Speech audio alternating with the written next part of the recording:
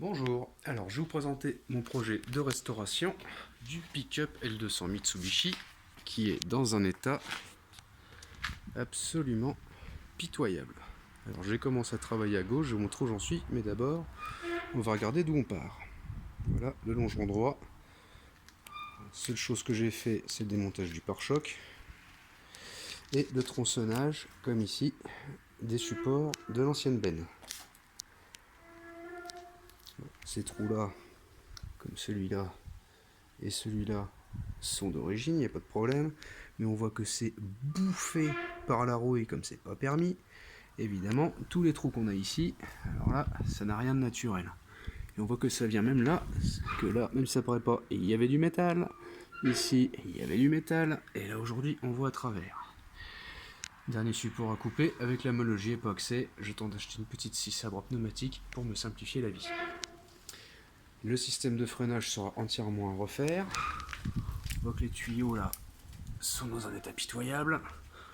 Le répartiteur de freinage qui est ici, c'est juste une farce. Et donc voilà, même l'état du pot d'échappement qui sera évidemment à remplacer. Regardez d'un peu plus près ce que ça donne au niveau des freins. Si on regarde là, on voit que là de toute façon c'est dans un état irrécupérable.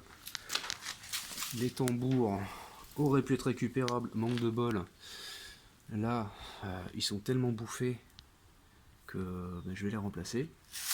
Carrément des gros morceaux qui manquent. On voit qu'à l'origine, il y avait une lèvre et qui est complètement cassée là, sur pratiquement la moitié du tour. La flasque du frein derrière est juste foutue. Là, ce qu'on voit ici, pardon, j'ai du mal à cadrer en même temps que je parle. Ce qu'on voit ici, en fait, c'est une lèvre qui venait refermer ici pour empêcher les projections de la route, pour pas qu'elle rentre à ce niveau-là dans le tambour.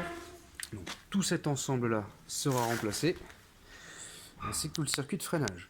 Donc j'ai fait un premier essai de réparation ici. Alors, mes soudures sont absolument dégueulasses. Je suis un amateur pas éclairé du tout qui a dû apprendre tout seul avec YouTube. Donc il y avait des trous de ce type-là un peu partout ici. J'ai donc juste soudé une tôle de 2 mm, et 2 mm c'est trop petit, simplement. Ça sonne un peu plus creux. Donc j'ai adopté notre méthode, j'ai fait un premier essai. J'ai acheté des tubes. Il est où mon tube? Là, comme ceux que vous voyez debout, des gros tubes en 120, 120 et un autre en 120 en 140, 140. Ceux-là font 3 mm d'épais, c'est avec ça que j'ai fait mon premier essai. Et ici, on a du 4 mm. Donc j'ai simplement coupé ça sur deux longueurs, là et là, pour en faire des grands L. Et pour me simplifier la tâche, plutôt que de souder par plaque, j'ai placé un L ici, qu'on voit là et qui revient dessous.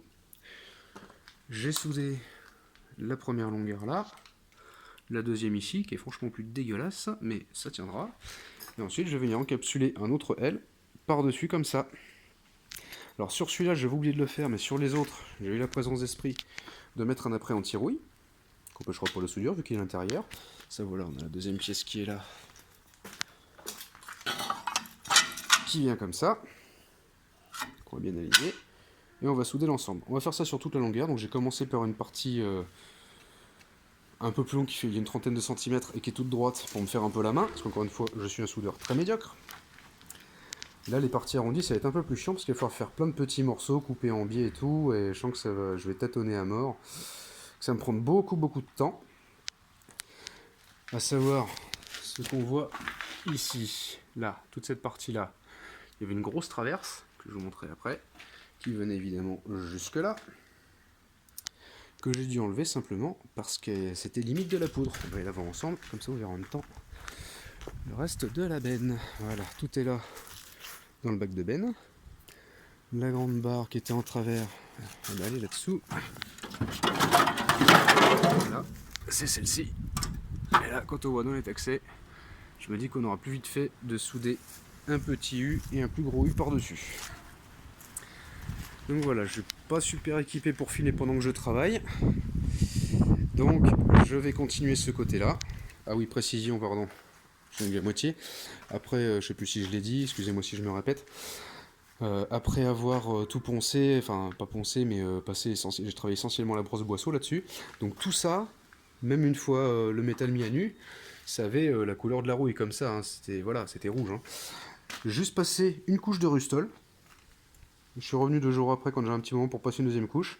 Bah, il était évident que c'était pas la peine parce que bah là, plus de traces de rien quoi. Bon, un petit peu mieux, ouais. C'est du métal brut, hein. C'est vraiment, c'est nickel, hein. Et là, il fait humide dans l'atelier, c'est pas hermétique du tout, ouais. C'est une porte coulissante. Il y a un carreau pété là au-dessus du tour. Voilà. Donc ceux qu'il y a devant, même le tour, il est un peu rouillé dans l'hiver. Là, ça a pas bougé. Le Rustol, je connaissais pas. C'est fantastique. Donc voilà, je vais continuer un petit peu mes soudures. Donc je vais pas pouvoir filmer en travaillant, je verrai plus tard si j'arrive à avoir un copilote pour tenir une caméra. En attendant, je vais essayer de refermer ce L là, vu qu'il est apprêté. Une fois que j'aurai fini tout ça, bah déjà faut recommencer de l'autre côté là-bas parce que bah il y a le même boulot. Sinon c'est pas drôle.